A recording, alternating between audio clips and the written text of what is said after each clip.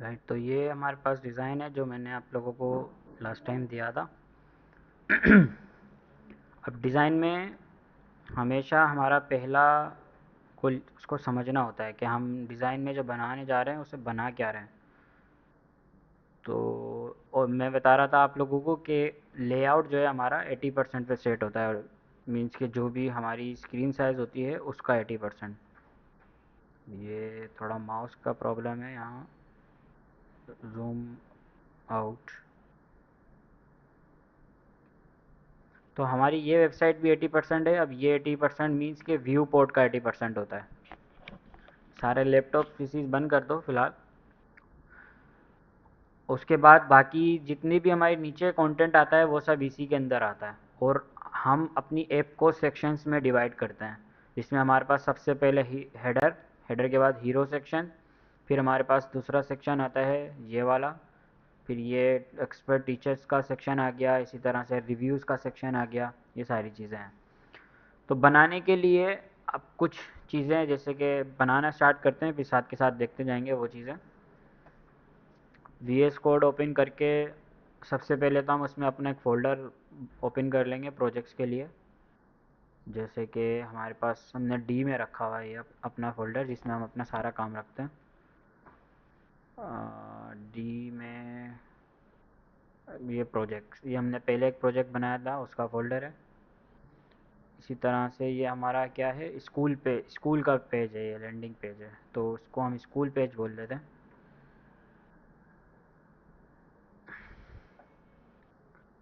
उसके बाद फ़ोल्डर बनाने के बाद पहला काम हमारा फ़ोल्डर स्ट्रक्चर बनाना होता है, जिसमें हमारे पास एक इंडेक्स की फ़ाइल है फ़िलहाल, और एक style dot C S S की फ़ाइल है। इसी तरह से एक फ़ोल्डर बना लेते हैं हम एसेट्स का, जिसमें हम इन फ्यूचर फ़ॉन्ट्स, इमेजेस या आइकॉन्स वगैरह वो है सेव कर सकते हैं। तो इसके अंदर भी आप सब फ़ोल्डर्स बना सकते हो, फ़ॉन्ट्स के लिए अलग से बना लो। सेम इसी तरह से आप इमेजेस के लिए अलग फ़ोल्डर बना लो। यहाँ पे फ़ॉन्ट्स आएंगे, यहाँ पे आपकी इमेजेस आ जाएंगी, और अगर कोई आइकॉन्स वगैरह यूज़ करने हैं तो उसके लिए आप एक अलग फ़ोल्डर बना लो। तो यहाँ पे हमारे सारे एसेट्स HTML और ये हमारी CSS। तो HTML में हमने बॉयलर प्लेट लगाते हैं और स्कूल लैंडिंग पेज हम इसका टाइटल रखते हैं। और अब हमें पता है कि मेटा का काम क्या है, तो हम अपने मेटा को भी इम्प्रूव कर सकते हैं। ठीक है, इसके अंदर मैंने बताया था आप लोगों को अगर आपको डिस्क्रिप्शन वगैरह ऐड करनी है अपने मेटा के लिए, तो आप उसके लिए ये डिस्क्रिप्शन वाला यूज़ करते हो। डिस्क्रिप्शन नेम उसका दोगे, कंटेंट में आप जो भी उसको डिस्क्रिप्शन दोगे वो आपको जैसे कि कोई भी हमारी वेबसाइट हम विज़िट कर रहे होते हैं, जैसे कि मैं अपनी वेबसाइट अगर विज़िट कर रहा हूँ, और ये तो मैंने खैर पूरा डोमेन ही लिख दिया, लेकिन अगर मैं यहाँ सिर्फ अपना नाम लिखता हूँ, तो इस तरह से मतलब I am Mohammed, I full stack engineer, जिस तरह से आप कोई और सी भी वेबसाइट खोलोगे ना, जैसे कभी ये है हाउ टू अपलोड असाइनमेंट, तो ये पूरी डिस्क्रिप्शन आपको यहाँ शो होगी। ठीक है, ये कोई और होगा शामिर जिसकी फाइवर पे प्रोफाइल होगी, तो मतलब आपकी डिस्क्रिप्शन कहाँ शो होती है, यहाँ शो होती है, गेटिंग इट्स नेम फॉर ये सब। तो इस तरह से आप डिस्क्रिप्शन में जो भी लिखोगे वो आपकी वहाँ पे शो हो रही होती है। स्कूल लैंडिंग पेज हम इसका नाम रख देते हैं। उसी के साथ साथ अब हमारे पास, हाँ, अब हमें HTML लिखने से पहले ना हम एक दो तीन चीज़ें करते हैं CSS में, ताकि वो सब जगह पे अप्लाई हो। तो उसके लिए सबसे पहले तो CSS को लिंक करते हैं। लिंक करने के बाद style dot slash style dot C S S लिख लिया। CSS में पहला काम होता है हमारा रीसेट CSS, जो कि हमारी डिफ़ॉल्ट CSS को हम रीसेट करते हैं। ठीक है, कुछ इसको ऐसे भी लगा सकते हो, कमेंट्स में आपकी मर्ज़ी होती है आप किस तरह से कमेंट्स रखना चाह रहे हो। यहाँ पे हम अपनी CSS रीसेट करते हैं, उसके लिए हम यूनिवर्सल सेलेक्टर का यूज़ करके मार्जिन 0, पैडिंग 0, और उसी के साथ साथ बॉक्स साइजिंग एक होता है बॉर्डर बॉक्स, तो ये भी हम बॉर्डर बॉक्स कर देते हैं। तो उससे हमारी CSS क्या हो जाती है, रीसेट हो जाती है। उसके बाद हम कुछ क्लास बना लेते हैं जो कि जेनेरिक क्लास होती हैं, या उनको बोल दो कि ग्लोबली आपकी पूरी एप्लीकेशन में यूज़ हो रही होती हैं। उस टाइप की क्लास बना लेते हैं हम। जैसे कि लेट्स से ग्लोबल बोल लेते हैं उसको, ग्लोबल भी बोल लो या जेनेरिक क्लासेस कुछ भी बोल सकते हो आप। तो उसको ग्लोबल, जो भी हमारी ग्लोबल अपडेट्स होती है ना वो हम यहाँ पे कर लेंगे, इसको ग्लोबल रखते हैं बस, CSS नहीं लिखते। तो इसके अंदर सबसे पहली चीज़ तो हमारी जितने भी हमारे एंकर टैग्स होते हैं उनके साथ आती हैं अंडरलाइंस, तो हम यहीं पे उसको रिमूव कर देंगे ताकि हमें बार बार ना हो। टेक्स्ट डेकोरेशन नन, ठीक है, यही होता है ना। इसी के साथ साथ एलाइज के साथ हमारे पास लिस्ट स्टाइल नन कर देंगे ताकि वो जो डॉट्स बुलेट्स आ रही होती हैं वो चीज़ नहीं आए। तो लिस्ट स्टाइल नन, इससे क्या होगा, नीचे हमें ये लाइन बार बार नहीं लिखनी पड़ेगी, तो हमारी कोड लाइंस कम हो जाएंगी। इसी के साथ साथ फ़ॉन्ट साइज़ वगैरह सेट कर सकते हैं हम यहाँ पे अपने HTML में लेट्स से कि फ़ॉन्ट साइज़ रखते हैं कितना, 18 पिक्सल का। वैसे 16 होता है, डिफ़ॉल्ट रखने की ज़रूरत नहीं है, बट ये कि हम फिर भी 16 पिक्सल रख लेते हैं। अब इस HTML की बेसिस पे हम अपने सारे H1 H2 उनको हैंडल करेंगे बाय यूजिंग रैम यूनिट, ठीक है, रैम का यूज़ करेंगे। LI के बाद हम H1 लगाएंगे। अब H1 क्योंकि थोड़ा बड़ा होता है तो इसका फ़ॉन्ट साइज़ हम लेट से कि अभी के लिए 2.5 रैम रख लेते हैं, फिर इसको इन फ्यूचर अगर हमें ज़्यादा बड़ा लगा तो छोटा कर लेंगे। तो 2.5 रैम का मतलब कितना हुआ, 32 पिक्सल 2 का हो गया, और उसके अंदर 8 और मिला लो तो ये 40 पिक्सल हो गया। सेम यही चीज़ हम H2 के लिए कर लेंगे। H2 में हम थोड़ा 1.5 फ़ॉन्ट साइज़ रख लेंगे, 1.5 या लेट से 1.8 बोल देते हैं इसको, 8 रैम। और H3 के अंदर हम अपना फ़ॉन्ट साइज़ 1.2 रैम कर लेंगे। और हमारा जो पैराग्राफ होगा उसको डिफ़ॉल्ट बस वो 16 का होता है, तो वो भले फ़िलहाल के लिए 16 ही चलेगा। ये हो गया। उसके बाद हम अपनी क्लासेस बना लेंगे यहाँ पे, जैसे कि डॉट कंटेनर करके मैं एक क्लास बना लेता हूँ, जो कि हमारा क्या होने वाला है, इस डिज़ाइन का ये वाला कंटेनर होने वाला है, ये कंटेनर। तो हम एक ही दफ़ा क्लास बनाएंगे, बार बार उसको नीचे ना विड्थ 80% फ्लेक्स बॉक्स वगैरह ये सब नहीं करेंगे। तो हमारा ऑलमोस्ट जितना भी लेआउट है वो फ्लेक्स ही है, ठीक है, हर लेआउट फ्लेक्स ही है इस केस में तो।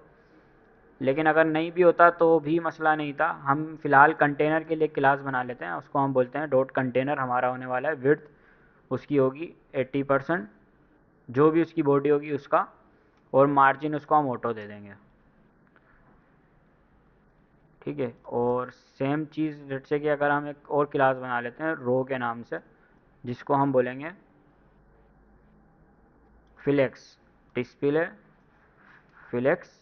अब हमें जिसको भी फ्लेक्स करना होगा, जस्टिफाई सेंटर वगैरह करना होगा, लेकिन ये हम किसके लिए यूज़ करेंगे, सिर्फ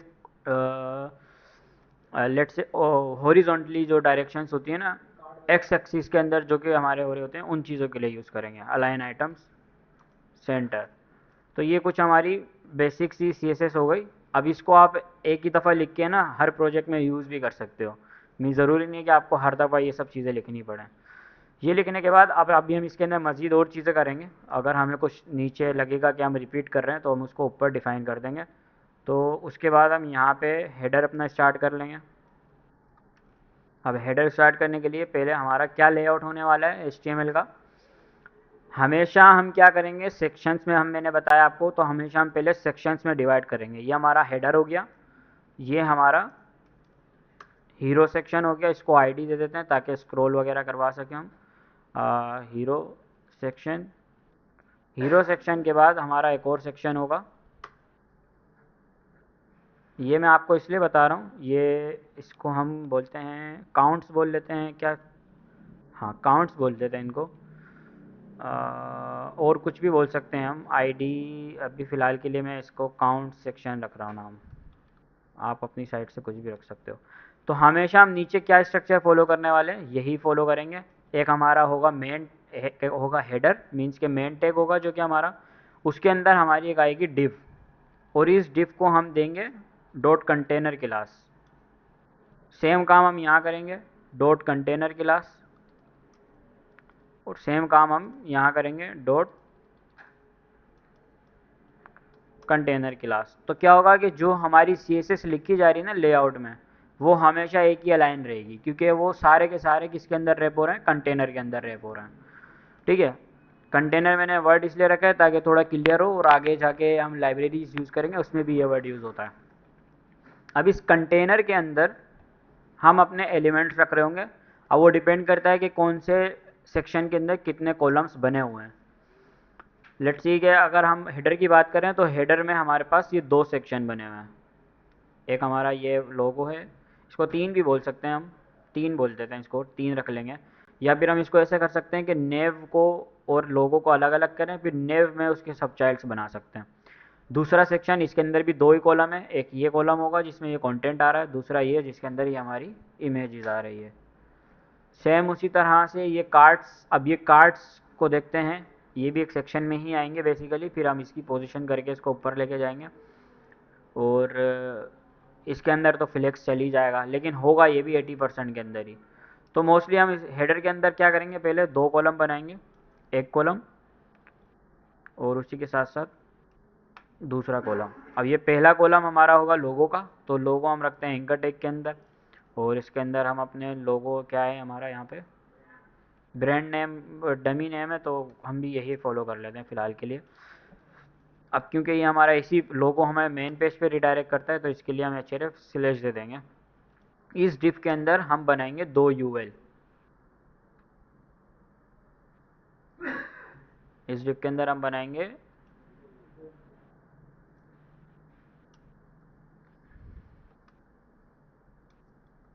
हाँ 2 UL बनाएंगे। पहले वाले के अंदर हमारे पास आ रहे हैं 4 लिंक्स और दूसरे के अंदर आ रहे हैं 2। तो लेट्स से इसको हम बोलते हैं लिंक मल्टीप्लाई 4 एंकर टैग। ठीक है, और ये कहाँ गया हैश, पहला क्या है हमारा, होम, प्रोडक्ट, प्राइसिंग और कॉन्टैक्ट है। तो इसको हम बोलेंगे होम,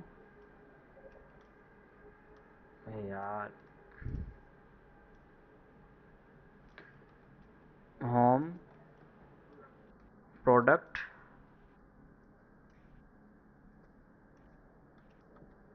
प्राइसिंग,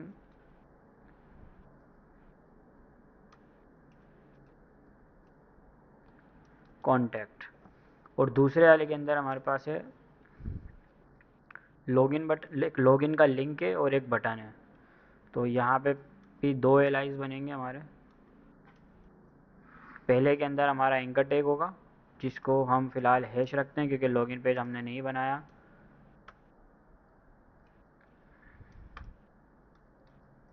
और दूसरे वाले के अंदर हमारा आ जाएगा बटन, जिसके अंदर हमारा टेक्स्ट लिखा हुआ है ज्वाइन अस, जो कि बेसिकली हमें साइन अप के पेज पे रिडायरेक्ट करेगा। बस HTML हेडर में इतना ही था। अब हमारा ठीक है, ऑलरेडी ये सेंटर वगैरह हो गया, लाइन वगैरह होकर आया है। अब हमें करना क्या है कि हमें जिसको भी फ्लेक्स वगैरह चाहिए होगा, खाली वो रो क्लास पास करते जाएंगे हम।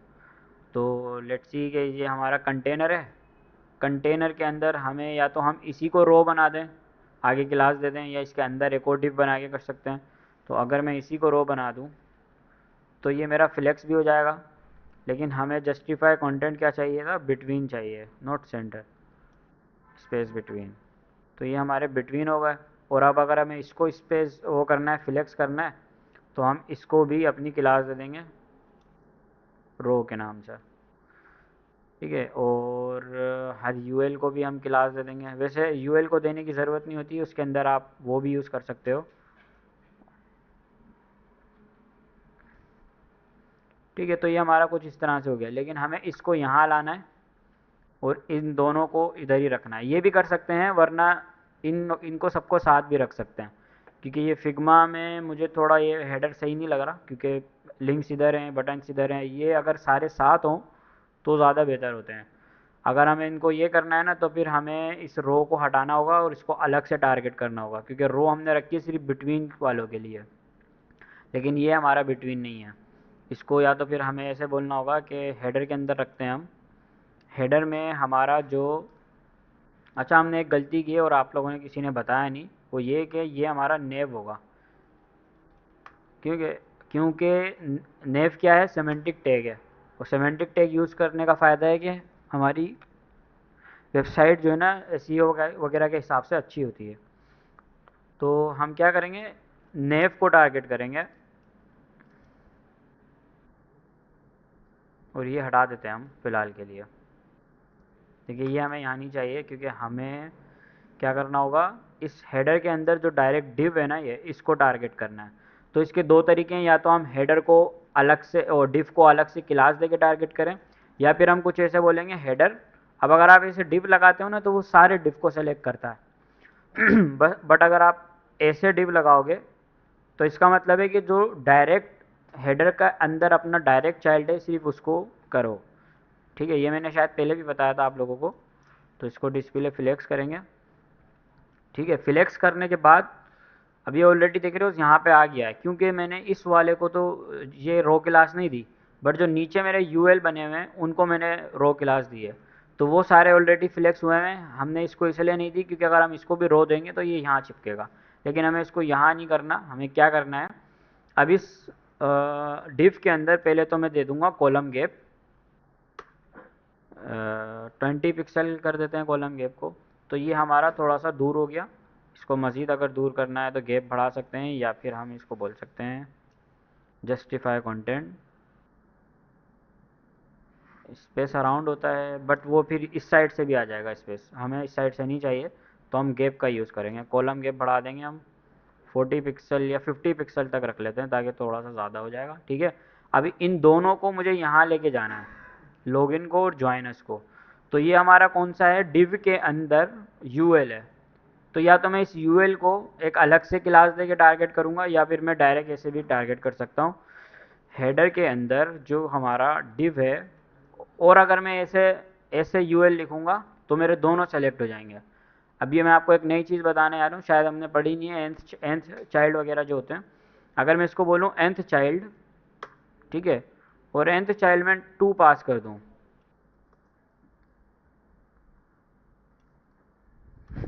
क्या हुआ, मार्जिन लेफ्ट ऑटो, तो ये नहीं चल रहा। अभी हम देखते हैं क्या मसला है।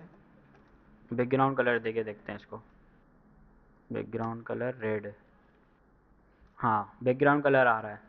nth चाइल्ड क्या करता है कि nth चाइल्ड अगर आपके पास अब इस डिफ के अंदर इस डिफ के, सॉरी इस डिफ के अंदर नहीं है, वो नेव के अंदर है।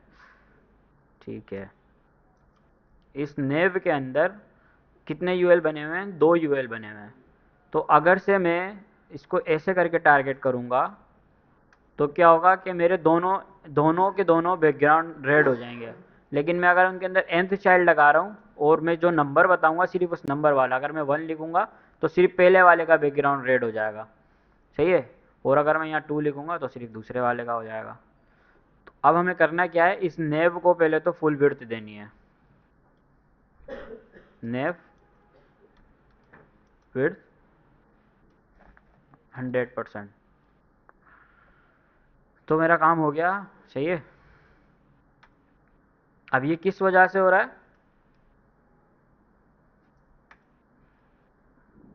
इसकी भी ज़रूरत नहीं पड़ी हमें, क्योंकि हमने रो क्लास का यूज़ किया है। ये किस वजह से हो रहा है, नेव की विड्थ फुल है और नेव को मैंने दी हुई है रो क्लास, और रो क्लास क्या करती है, जस्टिफाई कंटेंट स्पेस बिटवीन करती है। ये मेरी नेव है, नेव को क्लास मिली हुई है रो, जिसकी वजह से एक आइटम यहाँ पे एक आइटम यहाँ पे सेट हो रहा है। तो लेट्स से कि अगर मैंने इसको रो क्लास नहीं दी हुई होती, मैं अपनी जो पीछे वाली चीज़ बता रहा हूँ, अगर मैंने इसको रो क्लास नहीं दी हुई तो ये कुछ इस तरह से नज़र आ रहे हैं मुझे। तो पहले तो सबसे पहले तो मुझे इस डिव को फ्लेक्स करना होगा, डिस्प्ले फ्लेक्स। तो या तो आप जस्टिफाई कंटेंट भी करके कर सकते थे, वरना मैं आपको बता रहा था आप ये करोगे नेव के अंदर जो हमारा यूएल है उसका जो सेकंड चाइल्ड है, nth चाइल्ड 2 लिखोगे तो वो सेकंड वाले को टारगेट करेगा, और मार्जिन लेफ़्ट लगाओगे ऑटो, तो ये इसको यहाँ राइट साइड पे बिल्कुल क्या कर देगा, लेफ़्ट 100। ऑटो का मतलब होता है कि लेफ़्ट साइड से जितनी भी स्पेस मिल रही है ना, उतनी उसको पेडिंग देते हुए जाओ। तो उसने बिल्कुल उसको यहाँ पे चिपका दिया। और उसी के साथ साथ हम अब इनके बीच में हमें स्पेस चाहिए, तो हम ऐसे कर सकते हैं कि जो हमारी ये रो बनी हुई है उसी को दे सकते हैं हम। कॉलम गैप हमारा हो जाएगा 20 पिक्सल। तो ये हमारे गैप भी आ गए। ठीक है। अब अगेन ये ऐसे सेट करना चाहो या वैसे सेट करना चाहो, मर्ज़ी आपकी है। और इसको थोड़ा सा हेडर को हमें पेडिंग देनी है, तो हेडर को देने की जगह मैं क्या करूँगा, इस कंटेनर को भी दे सकता हूँ पेडिंग। ठीक है। बट फिर हमें हर किसी को अलग अलग देनी होगी। तो हेडर के अंदर जो डिव है, ये हमारी ये वाली जो डिव है, ये हेडर के अंदर डायरेक्ट डिव है। मैं इसको दे देता हूँ पेडिंग, और टॉप बॉटम से 20 पिक्सल और लेफ़्ट राइट से 0 पिक्सल। तो ये हमारी पेडिंग भी आ गई। ज़्यादा हो गई थोड़ी सी, तो CSS को आप जितना करते जाओगे होती जाती है वो सही। ठीक है। तो ये हमारा बिल्कुल सही हेडर बन गया। अब इसी की डायरेक्शन में हमें नीचे वो सेक्शन बनाना है, सेम वो चीज़ यूज़ करके। तो उसके लिए मुझे ना हर चीज़ लिखने की दोबारा से ज़रूरत नहीं है, आधे से ज़्यादा मेरा काम हुआ है। मैंने हीरो सेक्शन लगा के कंटेनर किया हुआ है। तो अगर मैं इस कंटेनर में कुछ लिखता हूँ, तो अलाइनमेंट वगैरह तो मुझे ऑटोमेटिक मिलेगी। देख रहे हो, ये सब चीज़ें करने की मुझे भी ज़रूरत नहीं है। तो मुझे इसके अंदर क्या करना है, पहले तो दो कॉलम्स बनाने। दो कॉलम्स क्यों, एक कॉलम हमारा टेक्स्ट के लिए और एक कॉलम हमारा इमेज के लिए। तो ये हमारे दो कॉलम हो जाएंगे। तो लेट्स से कि डिव, एक डिव हो गई, दूसरी डिव हो गई। इस डिव के अंदर, अब डिव हम क्यों बना रहे हैं, क्योंकि हम कॉलम बना रहे हैं, फिर उस कॉलम के अंदर हम अपना मेन कंटेंट रखेंगे। तो पहली चीज़ हमारी आती है जॉइनस। अब ये जॉइनस आप इसके लिए स्पेन का यूज़ कर सकते हो, पैराग्राफ का भी यूज़ कर सकते हो। तो हम स्पेन का यूज़ कर लेते हैं। इसके अंदर हम लिखते हैं जॉइनस, और उसी के साथ साथ अभी हमारी मेन हेडिंग है H1 की। तो इसके अंदर अब हमने H1 को ऑलरेडी फ़ॉन्ट साइज़ वगैरह दिया हुआ है, तो उस हिसाब से आ जाएगा। और अगर हमें एडजस्ट करना हुआ तो हमें उसको एडजस्ट कर लेंगे। उसी के साथ साथ हमारा पैराग्राफ, इसके बाद हमारा पैराग्राफ आ जाएगा। पैराग्राफ के बाद हमारे पास दो बटन है। अभी अगेन दो बटन है, तो इनको हम ग्रुप बनाएंगे इनका, ना कि हम एक के बाद एक बटन डायरेक्ट लिख देंगे। हम क्या करेंगे, पहले एक ग्रुप लगाएंगे। ग्रुप का मतलब हम एक कॉलम डिव बनाएंगे, उसके अंदर हम दो बटन्स बनाएंगे। तो ये हमारे दो बटन भी आ गए। अब गेट नाउ हो गया, और हमारा ये हमारा लर्न मोर हो गया। ठीक है। तो ये कुछ हमारा डिज़ाइन बन गया यहाँ तक। अब इसी के बाद ये तो हमारा हो गया था टेक्स्ट का। टेक्स्ट के बाद हम बनाएंगे एक और इमेज का। तो इस इमेज को हमें पहले तो कोई क्लास देनी है।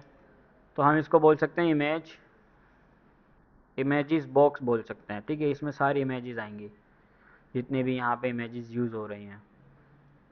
और उसको हाँ, फिगर बना सकते हैं इसकी जगह हम। अच्छा पॉइंट है। फिगर भी बोल सकते हैं इसको, ज़रूर नहीं हम डिव डिव यूज़ करें। सेमेंटिक टेक फिगर ही होता है वैसा। फिगर हो गया हमारा। अब ये फिगर 50% फिगर का होगा और 50% इसका होगा। ठीक है, क्योंकि ये हमारी हाफ हाफ है।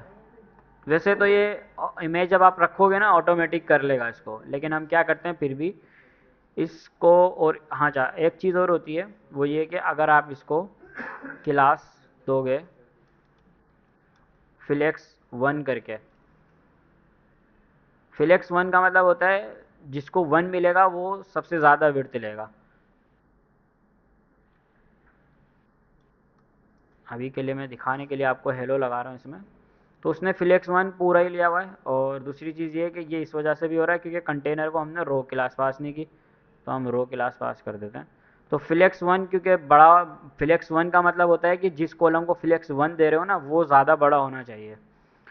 तो अगर वही चीज़ हम अगर हम इसको यहाँ से उठा के इसको दे देंगे, ये क्लास, सॉरी सिर्फ flex1 दे देंगे, तो आई थिंक फिर मुझे दोनों को लगाना होगा, या हम विड्थ 50% का भी यूज़ कर सकते हैं।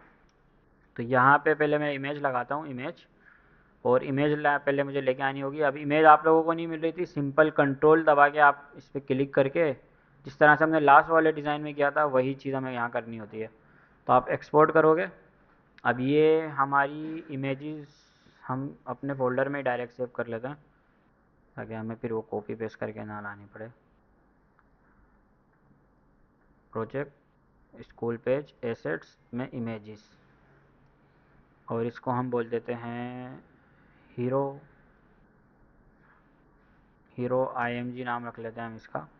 और मैंने आपको बताया था कि अगर आपको ये पीछे वाले बैकग्राउंड्स वगैरह चाहिए तो फिग्मा में क्या होता है कि जो आपके एलिमेंट्स रखे हुए होते हैं ना, उसमें मीन्स के आपकी ग्रुपिंग में भी होती है एलिमेंट्स की। मतलब ये सारे बने हुए तो यहीं पे ही हैं। अब उन्होंने एक पूरा ग्रुप बनाया बॉक्स, उसके अंदर ये सारी इमेजेस रखी हुई हैं। तो अगर आपको इन फ्यूचर कोई कहीं और फिग्मा भी मिल रहा है ना, तो आप यहाँ से ज़्यादा यहाँ पे चीज़ों को प्रीफर क्या करो कि यहाँ पे किस सीक्वेंस से डेटा रखा हुआ है। पहली इमेज है, दूसरी इमेज आपकी ये सर्किल है, इसको भी इंपोर्ट कर लेते हैं। इसको हम बोलते हैं सर्किल। सर्किल के बाद हमारा ये है आउटलाइन वाला, इसको इसको भी आउट डाउनलोड कर लेते हैं।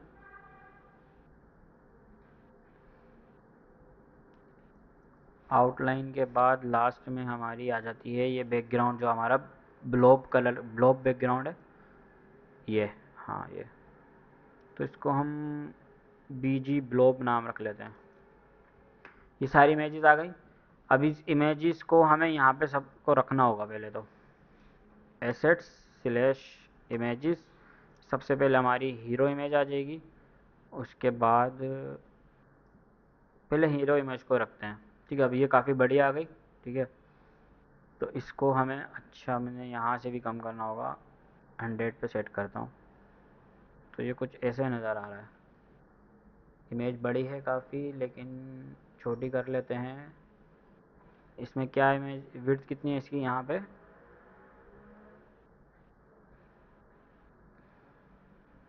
असल में देख रहे हो ये वाइट स्पेस भी आ रहा है इमेज के साथ, जिस वजह से ये बड़ी लग रही है इमेज। अब या तो आप इसको बैठ के सही करो, या आप इसको CSS से भी हैंडल कर सकते हो।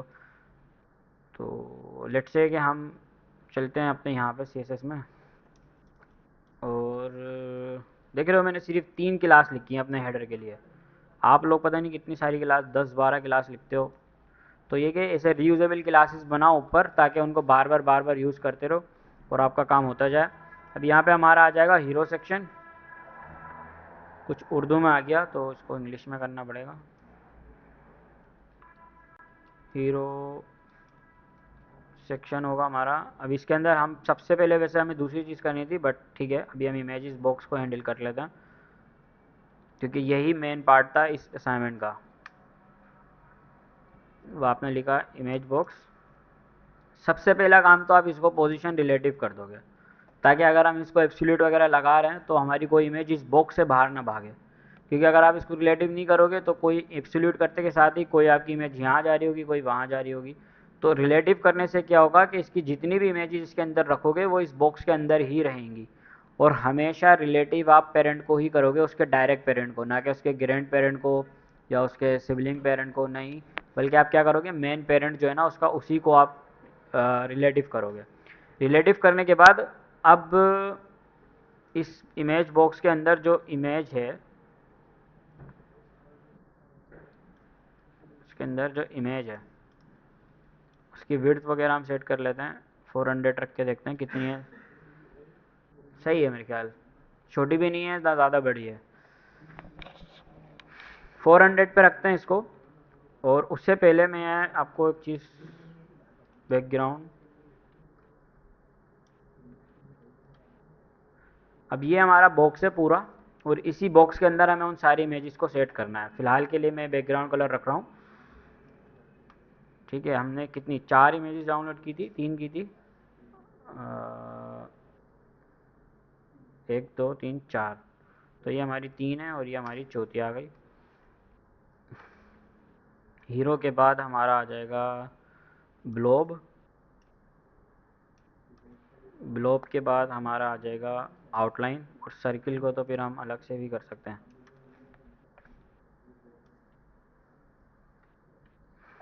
कुछ ऐसे आ गई हैं।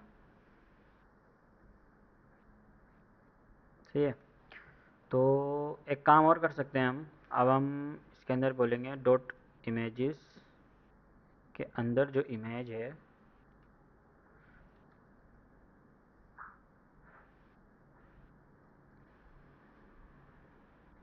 एक सेलेक्टर और होता है जिसके अंदर आप किसी को नोट करोगे तो वो हो जाता है। अब ये देखो प्रॉपर्टीज़ बहुत सारी होती हैं। तो इसका सिंपल सा तरीका ये है कि अगर आपको नोट फर्स्ट चाइल्ड लिखोगे CSS, तो आपको इंटरनेट पे बहुत सारे सॉल्यूशंस मिल जाएंगे। अब एट अ टाइम आपको हर चीज़ याद नहीं रहेगी, तो आप कुछ ऐसे लगा सकते हो, सिलेक्टर नोट और फर्स्ट चाइल्ड। इसका क्या मतलब होता है, क्योंकि मुझे पहली वाली इमेज को नहीं करना, इसकी तो पोजीशन रिलेटिव ही सही है, बाकी जो है ना उनको मुझे एब्सोल्यूट करना है। तो मैं इस क्लास का यूज़ कर सकता हूँ। मैं ऐसे करूँगा कि इमेज के बाद नोट फर्स्ट चाइल्ड, बाकी का सबका क्या कर दो आप, पोजीशन एब्सोल्यूट कर दो। देखते हैं क्या हुआ है। तो मेरी बाकी की सारी जो इमेजेस थी वो सारी मेरी इस तरफ आ गई हैं, जबकि मेरा ये इमेज वो जो सही थी वो सही की सही है। अब इमेजेस बॉक्स से हमारा ये आ गया है, और उसी के साथ साथ इनको सबको कर देंगे लेफ़्ट ज़ीरो टॉप ज़ीरो। तो ये मेरा इधर आ गया ऊपर।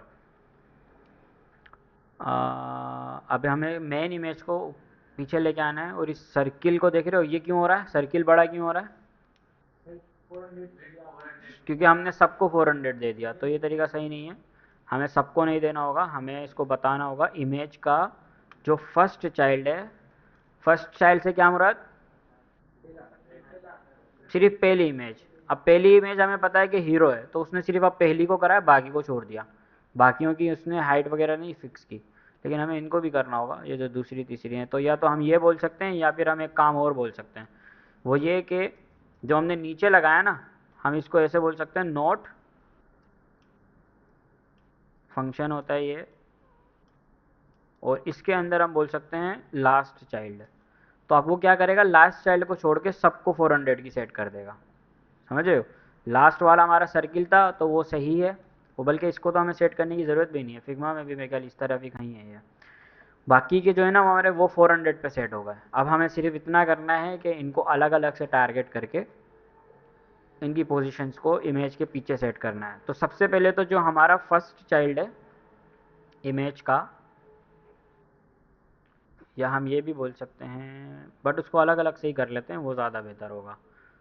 तो हम क्या बोलेंगे, डॉट इमेजेस बॉक्स में जो इमेज का फर्स्ट चाइल्ड है, फर्स्ट चाइल्ड nth चाइल्ड होते हैं, या मज़ीद इसमें बहुत सारी चीज़ें होती हैं, इसका अलग से पूरा लेक्चर है। बट ये क्या यूज़ करना आप लोग देख रहे हो, बहुत ईजी है। अगर आप फर्स्ट चाइल्ड लिखोगे तो पहला चाइल्ड सेलेक्ट हो जाएगा, और अगर आपको दूसरा तीसरा चाहिए तो फिर आप nth चाइल्ड का यूज़ करके अंदर नंबर पास कर सकते हो। ओके, तो अभी हमें क्या करना था, इमेज को हमें ऊपर लाना है, ठीक है। तो हम इसकी जी इंडेक्स को थोड़ी सी बढ़ा देंगे,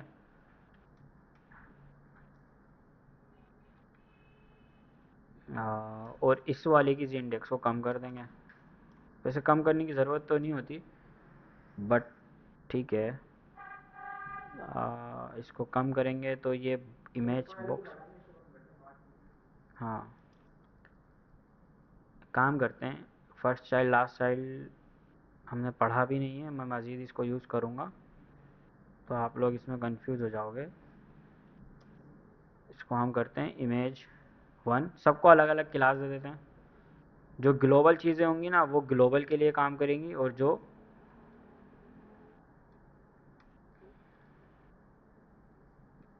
और अगर हमें कुछ स्पेसिफिक एक इमेज के लिए करना है ना, तो हम उसको इसके थ्रू करेंगे।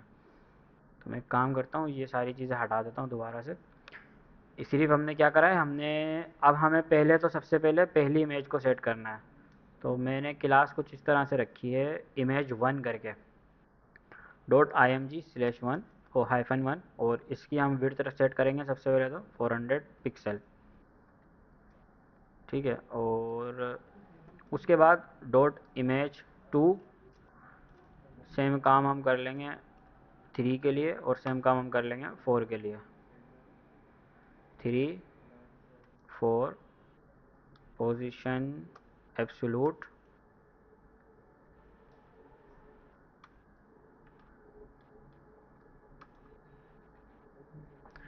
तो हम वहीं आ गए जहाँ हम पहले थे। उसी के साथ साथ इन सबको लेफ़्ट ज़ीरो भी कर देंगे, लेफ़्ट ज़ीरो, बल्कि इमेज टू को सेट करते हैं पहले। लेफ़्ट ज़ीरो करने से ये हमारी ज़ीरो तो नहीं हुई, बट क्योंकि इसकी भी विड्थ थोड़ी सी बड़ी है, 400 पिक्सल अगर हम कर दें, अब सही। और उसी के साथ साथ टॉप से हम कर देंगे 20 पिक्सल। अच्छा, एक चीज़ और होती है, ये जो आप पोजीशन सेट कर रहे हो ना, कोशिश करो कि इसको परसेंटेज में सेट करो, पिक्सल्स में ना करो। पिक्सल्स एक तो छोटा यूनिट होता है, दूसरा ये है कि आगे चल के आपको परसेंटेज में रिस्पॉन्सिव करते वक्त भी फ़ायदा होगा इमेज छोटी बड़ी करने में। तो टॉप से हम रखते हैं कुछ 5%, और थोड़ा सा बढ़ा लेते हैं 10%। और अच्छा तरीका ये होता है कि आप इंस्पेक्ट खोल लो और वहाँ से करते जाओ ये सारी चीज़ें, फिर जो भी वैल्यू आपको लास्ट में मिले बस आप उसको अपडेट कर दो। 10। अब ये पता नहीं फिग्मा में कहाँ सेट है, तो उसके हाथ के यहाँ पे करीब करीब में जाके सेट होती है ये। हाँ, अब देखो ये चीज़ें टाइम वाली होती हैं, तो आप जितना टाइम लगाओगे ना उतनी अच्छी सेट होगी है।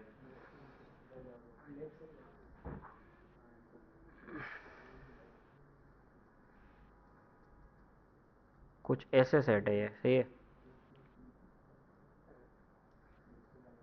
इसका जी इंडेक्स -1 करने से वो पीछे चली जाती है, ठीक है।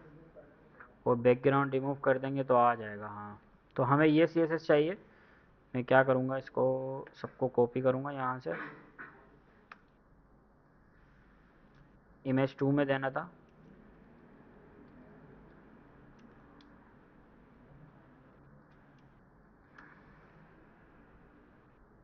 ठीक है।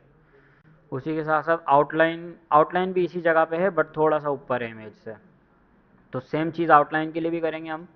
अब हम लेफ़्ट से इतना ही रखेंगे क्योंकि आउटलाइन और इसकी जो लेफ़्ट अलाइनमेंट है वो बिल्कुल सेम है, लेकिन हमारे पास इशू आ सकता है क्योंकि हमने उसकी विड्थ को सेट किया है। तो 13%।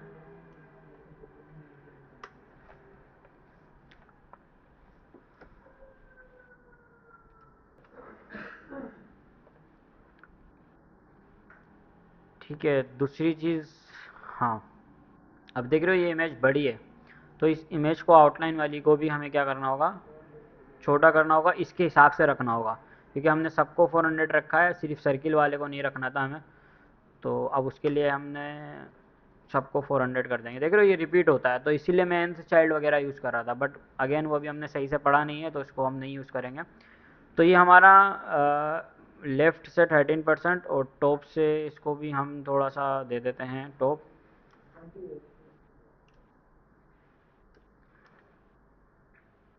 लेफ़्ट से थोड़ा सा बढ़ाना होगा हमें, 15 कर लेते हैं, क्योंकि हर इमेज की साइजिंग वगैरह डिफरेंट होती है।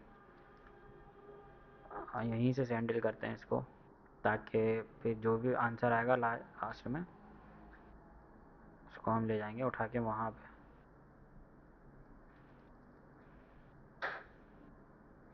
ठीक है, कुछ इसी तरह से है या चेंज है? सही, थोड़ा सा ऊपर होगा, वैसे है ये।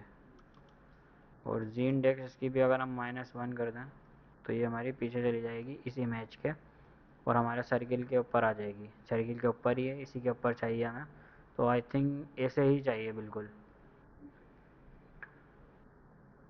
अब वो आपके हाथ में, जितना आप इसको परफेक्ट बना सकते हो। अगेन ये टाइम वाली चीज़ें हैं, और अभी हम क्योंकि लेक्चर में हैं तो जितनी मुझसे कोशिश होगी मैं पूरी इसको सेट करूँगा। बाकी आप लोग अच्छे से इसके साथ खेल सकते हो, जितना इसको सेट करना चाहो करते रहो।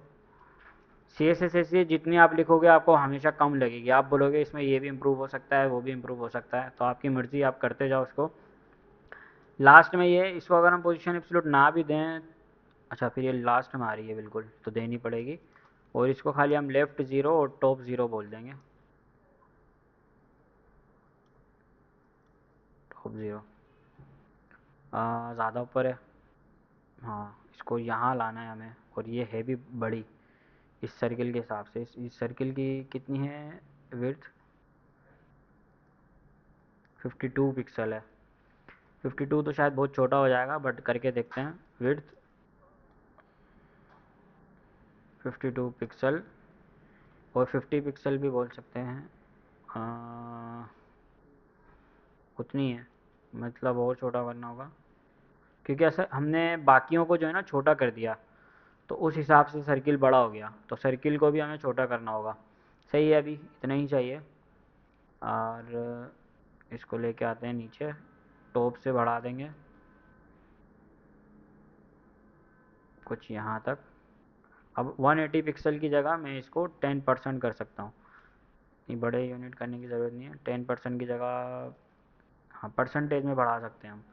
तो ये हमारी हो गई 20%, और ये हमारा हो गया 10%, इसको दे देते हैं। अच्छा ये विड्थ है, मैं गलत जगह दे रहा हूँ, टॉप पे देना है, लेफ़्ट पे 10%। इसकी विड्थ दोबारा से कितनी रखी थी, 40 पिक्सल। बस सही है, मैं इसको सेव, इसको कॉपी करके वहाँ ले जा रहा हूँ, फिर थोड़ी बहुत होगी तो वो वहीं से कर लेंगे। सही है। थोड़ा सा, और वही अगेन जितना करते जाओगे ना आपको कम ही लगेगा हमेशा। तो किसी एक जगह पे आके रुक जाओ। अभी ये बहुत क्लीन लग रहा है, काफ़ी सही भी लग रहा है, तो हम इसी के ऊपर बस इसको रोक देते हैं। इसी तरह से है मोस्टली फिग्मा में भी, अगर आप देखो ना ज़्यादा डिफरेंस नहीं है, 19-20 होगा बस। सही है। और टेक्स्ट हमारा कैसे है, टेक्स्ट स्टूडेंट के बाद ब्रेक हो रहा है, तो इसकी हम विड्थ को कंट्रोल कर सकते हैं। हम एक काम कर सकते हैं, फ्लेक्स 1 दे देंगे हम अपने इस वाले बॉक्स को, ये जो हमारा फिगर है ना इसको। तो इमेज बॉक्स इस फिगर को ही मिला हुआ है। फ्लेक्स 1 अगर मैं दूँ तो बड़ा तो हुआ है बट वो छोटा नहीं हुआ, ठीक है। अभी बाय डिफ़ॉल्ट क्या होता है कि अगर आप किसी को फ्लेक्स करते हो ना तो वो 50-50% अंदर के दोनों कॉलम ले लेते हैं, क्योंकि इसके अंदर 2 कॉलम थे। अगर इसके अंदर 3 कॉलम होते तो फिर वो 100% को 3 में डिवाइड कर देता। 4 कॉलम होते तो 25-25-25 के 4 कॉलम्स बना देता। तो हमें पता है कि 50 इसकी है, 50 इसकी है, तो हम इसको थोड़ा सा कम कर सकते हैं। हम इसको बोलेंगे जो इसकी इसके पेरेंट की जो है ना, ये वाला है ये बेसिकली। तो इसको हम देते हैं हीरो कंटेंट करके क्लास नेम, हीरो कंटेंट, क्योंकि ये हीरो सेक्शन का कंटेंट होने वाला है। इमेज सेट करने के बाद हम यहाँ पे इसको, और इसको हम बोलते हैं विड्थ 50। अभी वो 100 पे 50% है, तो अगर मैं इसको 80 दे दूँगा, 80%, तो अब कितनी हो जाएगी वो, कोई आइडिया है?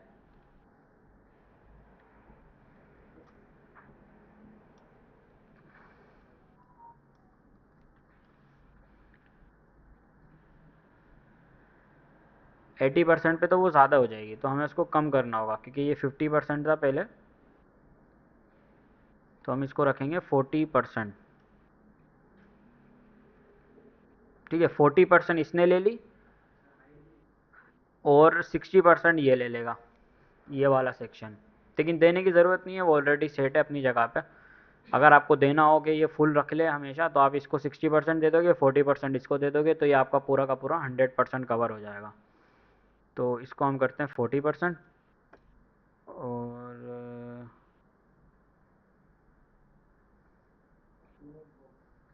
इसको हम रखते हैं विड्थ 60%। और फिर इसको हमें पोजीशन उसकी जो है ना वहाँ पे लेफ़्ट राइट वगैरह करना पड़ेगा, छोड़ देते हैं वहीं पे रहेगा, सही है।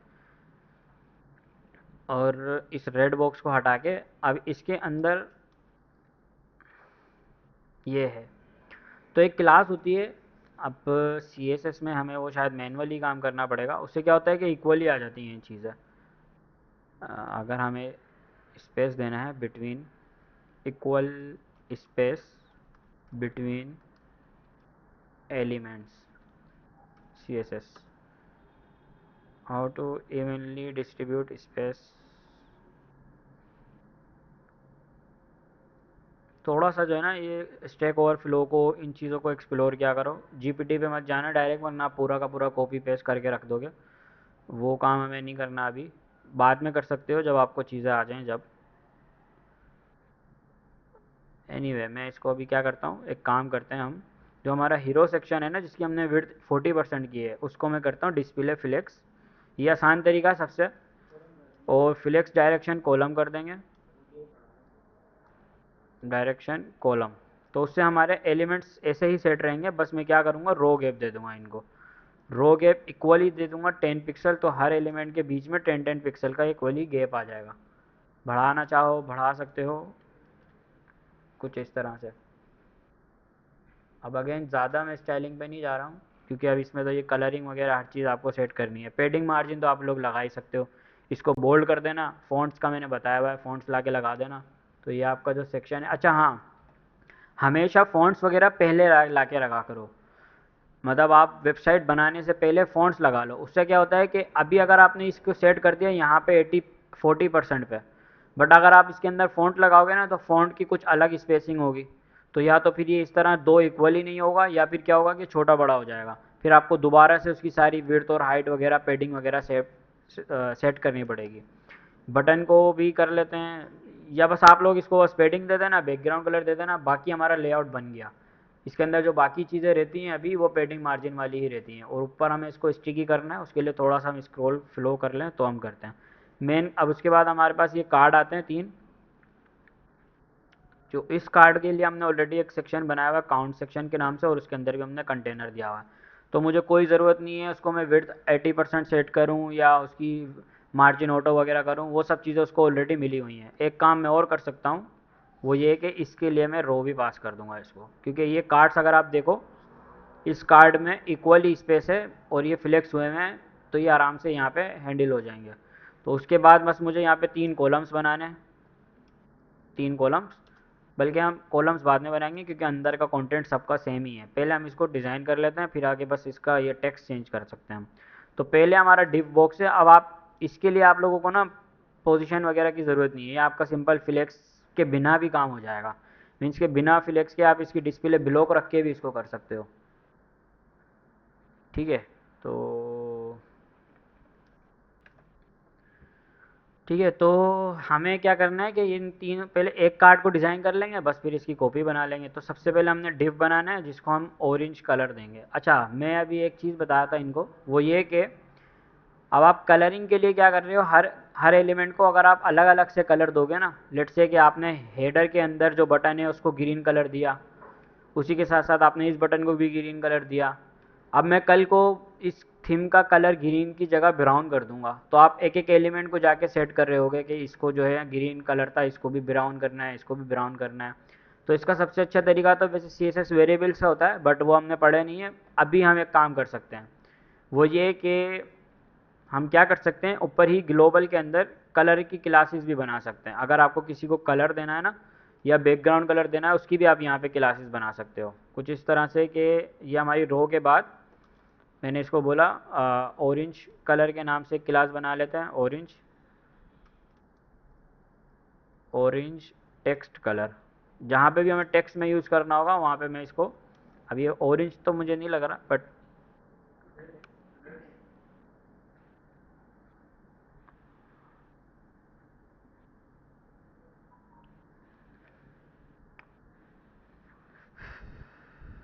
एनीवे इसको आप सेलेक्ट कर लेना। मैं फ़िलहाल यहाँ रेड थोड़ा सा इसको जो है चेंज कर लेता हूँ, कुछ इस तरह से। सेम इसी तरह से आप बैकग्राउंड के लिए भी बना सकते हो, डॉट ग्रीन बीजी कलर करके क्लास बना लो, उसके अंदर बैकग्राउंड सेट कर दो, बैकग्राउंड कलर ग्रीन। अब जहाँ जहाँ पे भी आपको बैकग्राउंड कलर ग्रीन चाहिए होगा, आप इस क्लास को पास करोगे, ना कि हर एक एलिमेंट को आप बैकग्राउंड प्रॉपर्टी दोगे। उससे ये होता है कि फिर कल को अगर थीम चेंज होती है ना, तो हर एक एलिमेंट को पिक करके आपको दोबारा से सबकी थीम चेंज करनी पड़ेगी। तो आप इस तरह से यूज़ कर सकते हो। अब इसको हमें बैकग्राउंड देना है, तो हम इसी की एक और क्लास को कॉपी करते हैं पूरे को, बस उसको टेक्स्ट की जगह हम क्या बोल देंगे, बीजी। तो जहाँ पे बीजी ऑरेंज चाहिए होगा वहाँ हम बीजी ऑरेंज यूज़ करेंगे, और जहाँ पे टेक्स्ट चाहिए होगा वहाँ टेक्स्ट यूज़ करेंगे। वैसे खैर मैं यूज़ करने वाला नहीं हूँ, बस मैंने आपको अभी बता दिया कि आप ये इस अप्रोच को भी फॉलो कर सकते हो अपना कोड क्लीन करने के लिए। ऑरेंज बैकग्राउंड के अंदर हमारे पास आइकन है। अब ये आइकन मैंने आपको बताया था बाहर से लेकर आ सकते हो, या इसको सिंपल डाउनलोड भी कर सकते हो अगर ये हो जाए तो। पूरा प्रॉपर नहीं हो रहा डाउनलोड, उसके लिए फिर आपको जो है ना इस फ्रेम को सेलेक्ट करना होगा। फिर आपके पास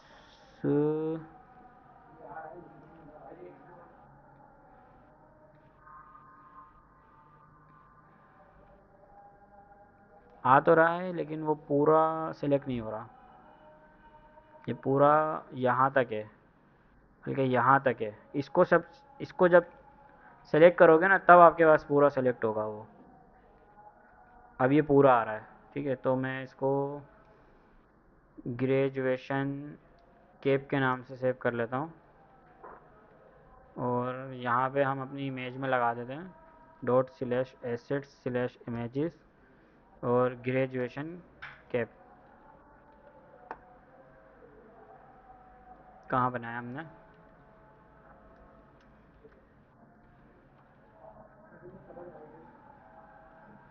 हाँ, लेकिन हमने इसको ऑरेंज बैकग्राउंड कलर दिया ना, तो इसके अंदर तो कलर आना चाहिए।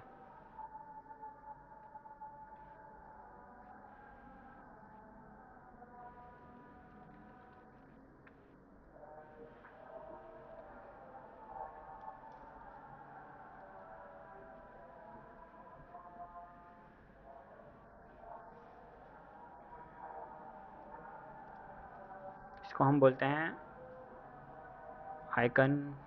आइकन बॉक्स एक और क्लास देते हैं पैडिंग देने के लिए। तो लेट्स सी हमारा लास्ट में होने वाला है क्योंकि ये इसी का ही पार्ट है, बल्कि इसका पार्ट नहीं है, ये दूसरी का पार्ट है। तो हम अभी इसके अंदर जो हमारा ये कार्ड बॉक्स है ये हमने काउंट्स करके बनाया था, तो पहले तो इसके लिए कमेंट लगा देते हैं यहाँ पे ताकि ये सेपरेट हो जाए ऊपर वाले से। ठीक है, और इसको हम बोलते हैं काउंट सेक्शन है हमारा ये, तो काउंट सेक्शन। और इसके अंदर हम अभी आइकन बॉक्स को सेट कर रहे हैं।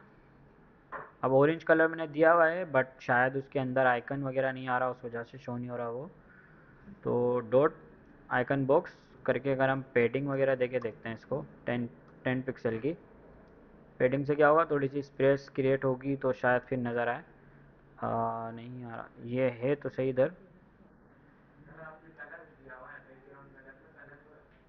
अच्छा, टॉप पे। हाँ सही है, वो कलर नहीं होगा, ये बैकग्राउंड के लिए बनाया तो ये बैकग्राउंड ही होगा। Thank you. ठीक है, अभी हमारा ये वो बन गया। और अभी हमें इसको बाकी चीज़ें दे देंगे, पहले हम HTML कंप्लीट करते हैं। तो इसके साथ हमारे पास नीचे एक हेडिंग है। अब इसके लिए हमने H2 डिफ़ाइन किया था, हम उस H2 को यूज़ करेंगे। H2, और H2 के अंदर ये हमारा टेक्स्ट आ जाएगा। उसके बाद हमारे पास एक और डिव आ जाएगी जो कि हमारी ये बॉर्डर है, तो इसको हम क्लास देते हैं डिवाइडर बोल देते हैं इसको, ठीक है, क्योंकि ये डिवाइड कर रहा है। और लास्ट में हम इसको एक और पैराग्राफ लगा के हमारा कंटेंट पैराग्राफ। तो ये हमारा कुछ ऐसे सेट हो गया। अब ये इस तरह से क्यों आ रहा है, क्योंकि हमने इसको रो में रखा है और ये हमारा ये डिव है, इस डिव में रखा है। और ये पूरा अभी इसको हमने रेडियस वगैरह नहीं दिया हुआ, विड्थ वगैरह इसकी सेट नहीं की हुई, इस वजह से भी। तो अब यहीं से शुरू करते हैं इसको डिज़ाइन करना। पेडिंग से बेहतर है हम क्या करें, विड्थ देते हैं इसको। विड्थ दे देते हैं फिर वहाँ से देखते हैं कितनी दी हुई है इन्होंने। एग्जैक्ट सर्किल बनाना है अगर हमें, 72 का है ये, 72 by 72, 72 pixel width, 72 pixel height. थोड़ी सी बड़ी होगी, फिग्मा की स्क्रीन में और हमारी स्क्रीन में फ़र्क होता है थोड़ा सा। Display flex items, align items center और जस्टिफाई कंटेंट सेंटर। तो उससे क्या होगा कि हमारा ये पूरा सेंटर हो जाएगा। और लास्ट में हम एक लगा देंगे बॉर्डर रेडियस 50%। उससे क्या होता है कि 50% से पूरा सर्किल राउंड हो जाता है वो। तो ये हमारा कैप बन गया, बिल्कुल एग्जैक्ट जैसे हमें चाहिए था। विड्थ वगैरह छोटी करनी है कर लेंगे, 50-50 सही लग रही है मुझे। अगेन जितने करते जाओगे कम लगेगी, तो एक एक जगह पे आगे रुक जाओ, बस उस हिसाब से इसको सेट कर लो। उसके बाद हमारी ये हेडिंग है और ये टेक्स्ट है और ये एक डिवाइडर है। इस डिवाइडर को जो हमने बनाया था, इस डिवाइडर को हम क्या करते हैं, नीचे कॉल करते हैं डॉट डिवाइडर। और इसके अंदर हाइट 1 पिक्सल रख के, सॉरी 1 पिक्सल। और बैकग्राउंड कलर के लिए हम वही वाली क्लास दे देंगे जो हमने ऊपर बनाई है, ताकि अगर हम चेंज कर रहे हो कल को। इसको मुझे ऑरेंज नाम भी नहीं रखना चाहिए था क्योंकि ऑरेंज तो ऑरेंज कलर के लिए स्पेसिफिक हो गया, कल को अगर ब्लू आ जाएगा तो बोलेंगे क्लास ब्लू बनी हुई है और कलर उसको ऑरेंज मिला हुआ है। ठीक है, अब कलर नाम उसका ऑरेंज है और उसका वो ब्लू है, तो आप कुछ आगे पढ़ेंगे वेरिएबल्स को अच्छे से। और इसकी विड्थ हमें छोटी करनी है कितनी, 40 पिक्सल। थोड़ा सा बढ़ाते हैं, 40 की जगह हम करते हैं 60 70 कर लेते हैं। और ये जी हाइट, हाँ हाइट को भी बड़ी कर सकते हो, 1 की जगह 2 कर लो। 2, 2 हो गया। और हमें इसको भी क्लास देनी है, इसको हम बोलेंगे काउंट कार्ड। ठीक है, ये काउंट का कार्ड है। काउंट कार्ड को हम आइकॉन बॉक्स से पहले कॉल करेंगे क्योंकि ये हमारा मेन सबसे यहीं से शुरू हो रहा है। इसको हम करेंगे डिस्प्ले फ्लेक्स। अब मैं ऐसे क्यों कर रहा हूँ, क्योंकि मुझे इक्वली स्पेस देनी है। डायरेक्शन कॉलम और रो गैप देंगे इसको 20 पिक्सल का, ज़्यादा हो गया मेरे ख्याल। ठीक है, कुछ इस तरह से हो गया। अब इसको कवर करने की ज़रूरत नहीं है, चाहो तो विड्थ दे के छोटा रख सकते हो।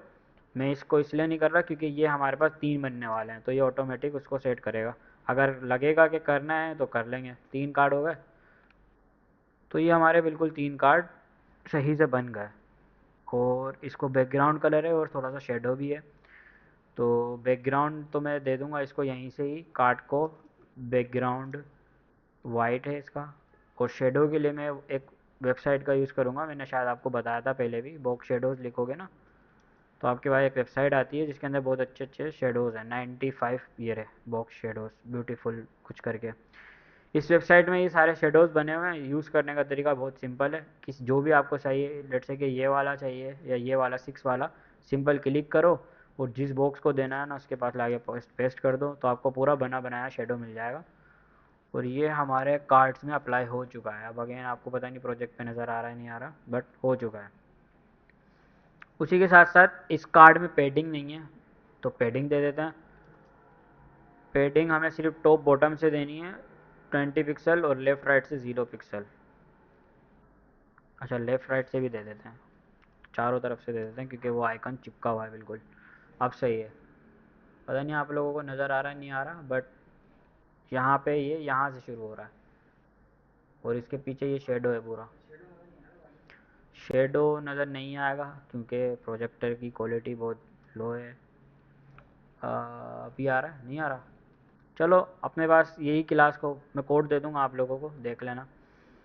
कोड में दे दूंगा क्योंकि जो कॉपी करने वाले हैं वो तो ज़ाहिर है कॉपी करेंगे, और जो सीखने वाले हैं वो कोड से सीखेंगे भी। तो डिपेंड करता है आप पे, आप सीखते हो या कॉपी करते हो। दूसरी चीज़, अब इन कार्ड्स को ऊपर लेके आना है हमें। इस कार्ड को हमें ऊपर लेके आना है इस इमेज के। उसके लिए ना हम क्या करेंगे, ये जो हमारे 2 सेक्शन है ना, पहले तो हम इन सेक्शन को एक पेरेंट में रैप करेंगे। एक तो हमारा ये सेक्शन है और एक हमारा ये सेक्शन है। तो 2 तरीके हैं, या तो इसको, लेकिन मेन भी यूज़ कर सकते हैं इस केस में, लेकिन मेन हमारा पूरा कंटेंट को ही रैप करता है। तो या तो ये करें हम, या फिर चलो मेन में ही कर लेते हैं इसको। हम बोलते हैं मेन, और ऐसे लेके जाऊंगा तो सुबह हो जाएगी, तो कट करके यहाँ रखते हैं डायरेक्ट।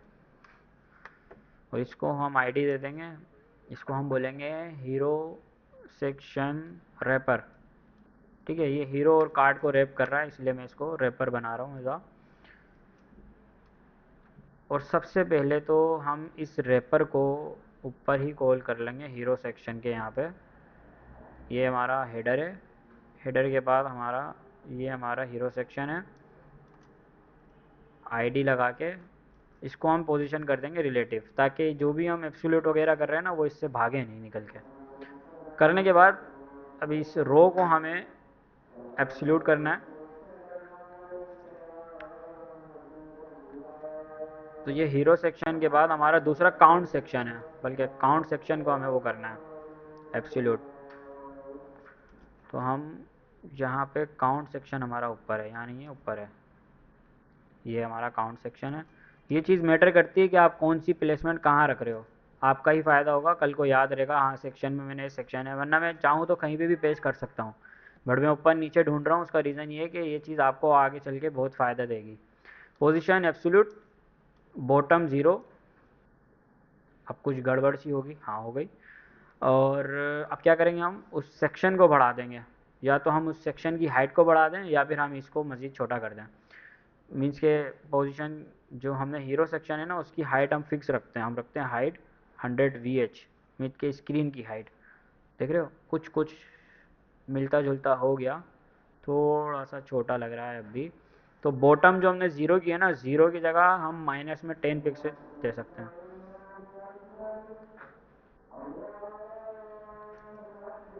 -10%।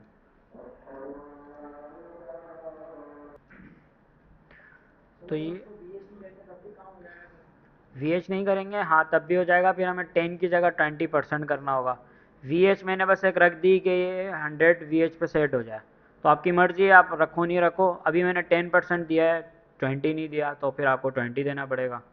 डिपेंड करता है कि आप CSS कैसे लिख रहे हो। बस कोशिश करो कि लाइन ऑफ कोड्स कम हो, डिज़ाइन आपका क्लीन हो। देख रहे हो अभी हालांकि मैंने फ़ॉन्ट्स वगैरह में, बटन्स वगैरह में पेडिंग वगैरह, कलरिंग वगैरह नहीं दी, बट मेरा लेआउट सही चल रहा है अभी तक। अब ये सारी फिनिशिंग की चीज़ें होती हैं, और आप भी कोशिश ये क्या करो कि पहले लेआउट अच्छे से बना लो पूरा। जब आपका लेआउट एक दफ़ा सेट हो जाए ना, देन आप कलरिंग चेंज करते रहो और बटन्स में पेडिंग मार्जिन वगैरह देते रहो, ठीक है। ये सब चीज़ें बाद में कर लिया करो। ये हमारे कार्ड्स हो गए। कार्ड्स के बाद हमारे पास, कार्ड से पहले हम एक काम करते हैं, हमारा हेडर सेट करते हैं। मैं जब स्क्रॉल करूं तो ये आ जाए ऊपर हो गया। तो यहाँ पे डिफरेंस भी समझते हैं एक चीज़ का। लेट्स से कि मैंने हेडर को कॉल किया, हेडर, ये मेरे साथ होता है पता नहीं क्यों, बार बार उर्दू कीबोर्ड ऑन हो जाता है। पोजीशन अगर आप फिक्स्ड कर दोगे तो कुछ इश्यूज आएंगे, और अगर मैं स्टिकी कर देता हूँ तब भी आएंगे इश्यूज। तो स्क्रॉल के टाइम पे सही है।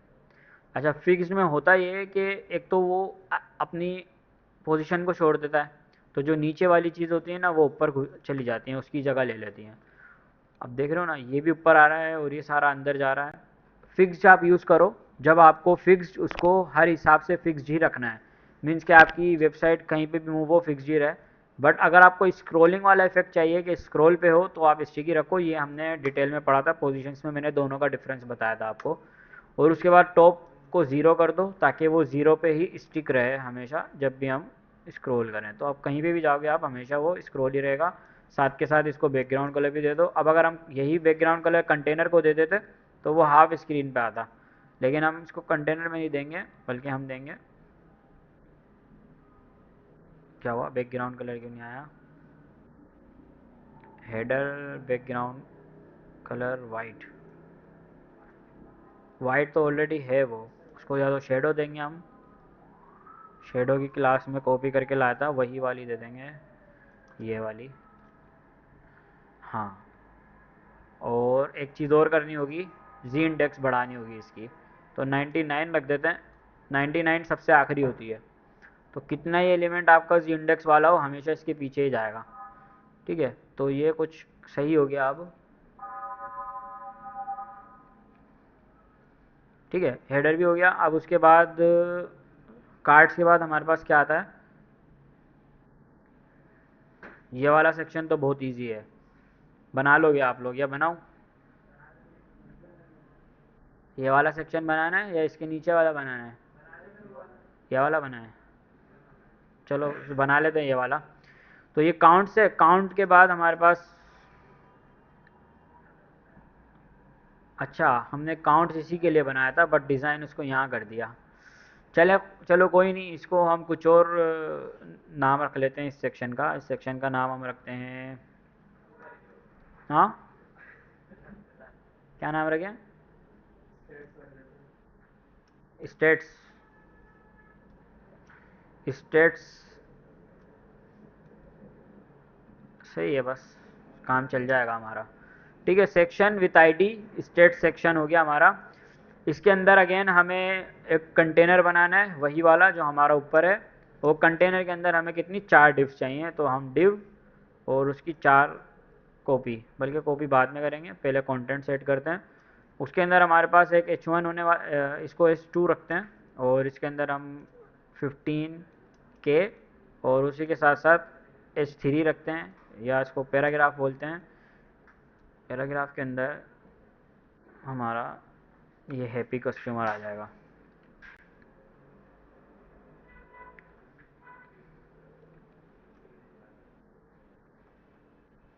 नहीं आया? कहाँ रह गया?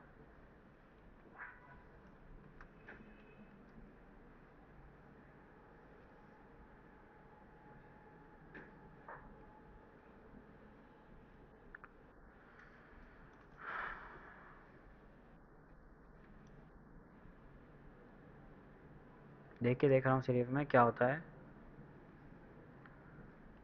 और नीचे वाला सेक्शन कहाँ गया? Hero section, count section. अच्छा,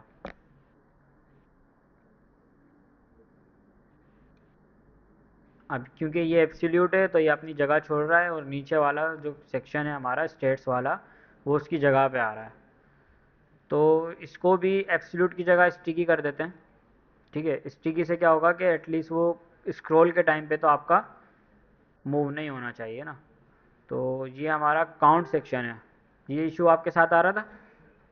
अगर आप कोई सेट कर रहे हो पोजीशन, तो वो दूसरा एलिमेंट आपका उसके पीछे आ रहा है, ऐसा हो रहा था आप लोगों के साथ? तो उसका रीज़न यही है कि होता तो है, लेकिन मसला है कि तो एटलीस्ट आपको स्क्रॉल के टाइम पे वो स्टिक हो जाएगा, बट आपका कंटेंट नहीं हाइड होगा। तो ऐसे केसेस में जो कि जहाँ पे आपका कंटेंट छुप रहा है, आपका सेक्शन पीछे जा रहा है, दो काम कर सकते हो। या तो उस सेक्शन को मार्जिन दो टॉप से, पर वो तरीका सही नहीं है। तरीका ये है कि आप स्टिकी पोजीशन का यूज़ करो इस तरह के एलिमेंट्स के लिए। एब्सोल्यूट वगैरह ना इस चीज़ के लिए यूज़ करो, जैसे कि मैंने ये इमेज यूज़ की है ना। अब भले से स्क्रॉल हो या ना हो, लेकिन मेरी ये इमेज हमेशा यहीं रहेगी, ये इमेज मेरी नहीं छुपेगी। और इसको हमें थोड़ा सा और एडजस्ट करना पड़ेगा। देख रहे हो ना, ये उस ऊपर तक स्क्रॉल हो रहा है स्टिकी करने के बाद। तो इसकी पोजीशन कम कर देंगे हम। हमने -10 रखी हुई है, तो -5 कर देंगे। छोटी करते जाएंगे तो वो सेट होती जाएगी। तो कुछ अच्छा सा इफेक्ट आ तो रहा है, बट मज़ीद बेहतर कर सकते हैं। खैर, अभी इस पर फोकस रखते हैं। तो आप क्या करोगे, जो स्क्रॉलिंग वाली है उसके लिए आप हमेशा क्या यूज़ करोगे? स्टिकी। और जो इस तरह की चीज़ है ना, आप देखो मेरा, मैं स्क्रॉल नहीं कर रहा, लेकिन फिर भी मुझे ये एलिमेंट्स पीछे ही चाहिए। ऐसा नहीं है कि स्क्रॉल पे चाहिए पीछे, स्क्रॉल हो या ना हो, ये एलिमेंट्स हमेशा इसी तरह से सेट होने मिले मुझे। तो ऐसी चीज़ों के लिए मैं एब्सोल्यूट यूज़ करूँगा। और जो इस तरह की चीज़ें हैं ना, जो कि स्क्रॉलिंग के टाइम पे एक जगह फिक्स हो जाएं, उनके लिए हम यूज़ करेंगे स्टिकी। बट एक मसला है इसके अंदर अब भी, वो ये कि अगर मैं स्क्रॉल कर रहा हूँ तो ये कार्ड नीचे ही आ जाते हैं। वो इस वजह से क्योंकि हमने यहाँ पे ये किया है।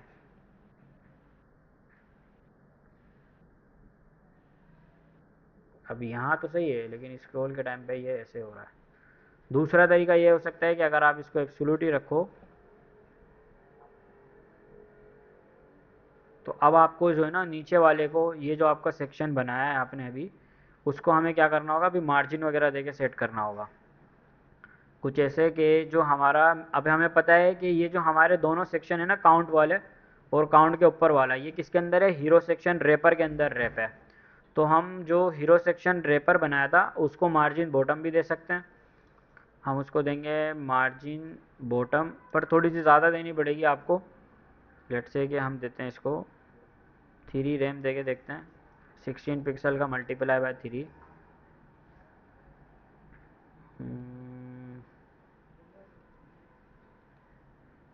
बहुत ज़्यादा ये है।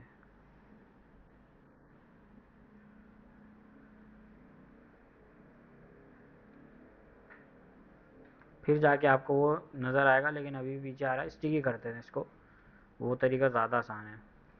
स्टिकी करते हैं, -10 पे सेट करते हैं। और ये हमारा यहाँ पे 15 के नज़र आ रहा है। अब इस 15 के को 4 कॉपी बनानी है, कलर चेंज करना है। कलर तो हम इजीली कर सकते हैं, वो ऐसे कि इस H2 को हम अपनी वो कलर वाली क्लास दे देंगे। हमने नाम रखा था ग्रीन, हमने ग्रीन कलर की क्लास सिर्फ बैकग्राउंड के लिए बनाई थी।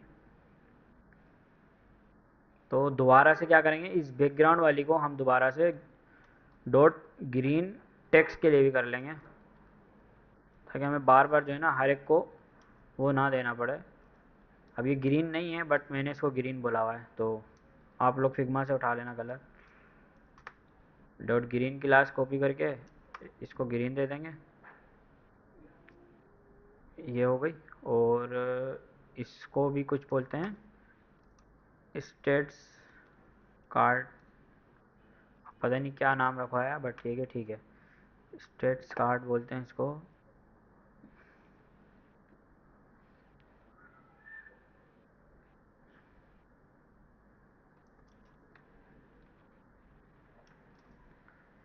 सेपरेट कर देते हैं क्योंकि ये स्टेट सेक्शन का पार्ट है। स्टेट्स,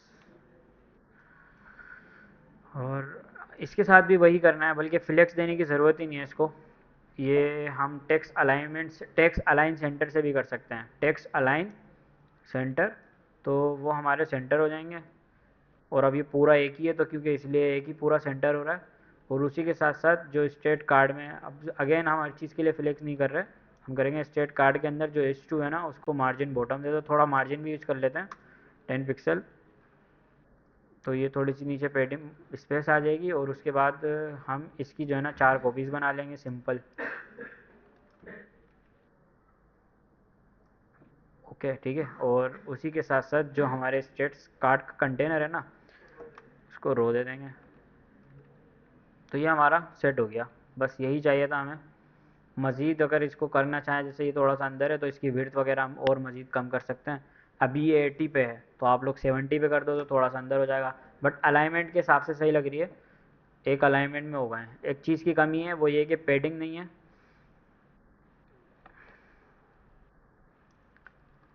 पेडिंग नहीं है, पेडिंग हम देंगे इस सेक्शन को। पेडिंग, पेडिंग के लिए भी हम क्लास बना सकते हैं, लास्ट टाइम हमने बनाई भी थी। हम बार बार जो दे रहे हैं ना वो ना दें, बल्कि हम एक साथ ही सबको दे दें। तो कर लेना आप लोग।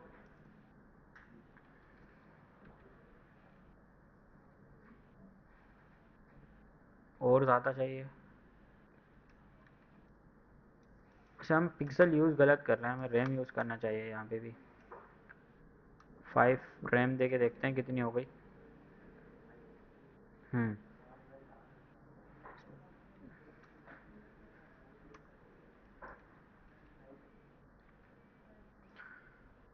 और लास्ट उसके बाद अभी तो बहुत सारे सेक्शन हैं, कल करें हैं कल छुट्टी है।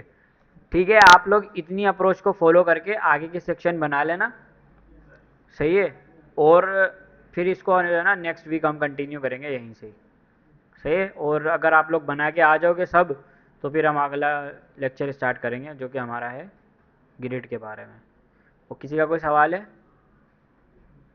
नहीं।